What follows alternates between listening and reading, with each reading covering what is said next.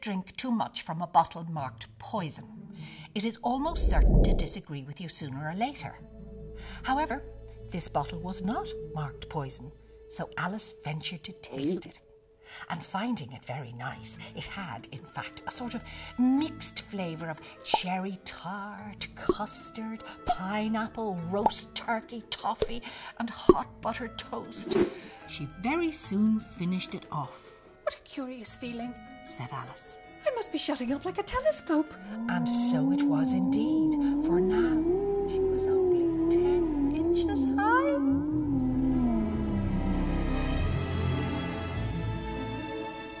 And her face brightened up at the thought that she might now be the right size for going through the little door into that lovely garden. But alas, poor Alice, when she got to the door, she found she had forgotten the little golden key. And when she went back to the table for it, she found she could not reach it.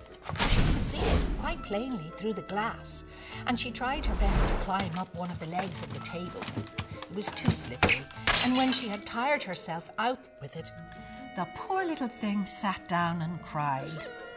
Come, there's no use in crying like that, said Alice to herself rather sharply. I advise you to leave off this minute. She normally gave herself very good advice, though she seldom followed it. And sometimes she scolded herself so severely as to bring tears into her eyes.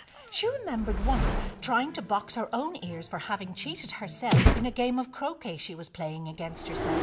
For this curious child was very fond of being two people. But it's no use now, thought poor Alice, to pretend to be two people. Why, there's hardly enough of me left to make one respectable person. Soon her eye fell on a little glass box that was lying under the table. She opened it and found in it a very small cake with the words, "Eat me," beautifully marked in currants. "Well, I'll eat it," said Alice. "And if it makes me grow larger, I can reach the key. And if it makes me grow smaller, I can creep under the door. And I really don't mind which way it happens." She ate a little bit and said to herself quite anxiously, "Which way? Which way?" holding her hand on the top of her head to see which way her head was growing. "Curiouser and curiouser," said Alice, and she was so much surprised that she quite forgot to speak good English. Now I'm opening up like the largest telescope that ever was. Goodbye, feet. For when she looked down at her feet, they were almost out of sight. They were getting so far away. Oh, my poor little feet. Who will put on your shoes and stockings for you now, my dears, now that I'm so far away? But now I must be kind to them, thought Alice, or perhaps they won't walk the way I want to. Let me see.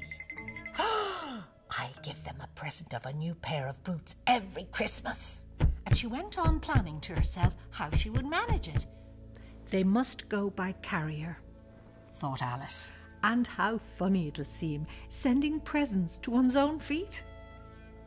Just then, her head struck against the roof of the hall. In fact, she was now more than 9 feet high, and she at once took up the little golden key and hurried off to the garden door.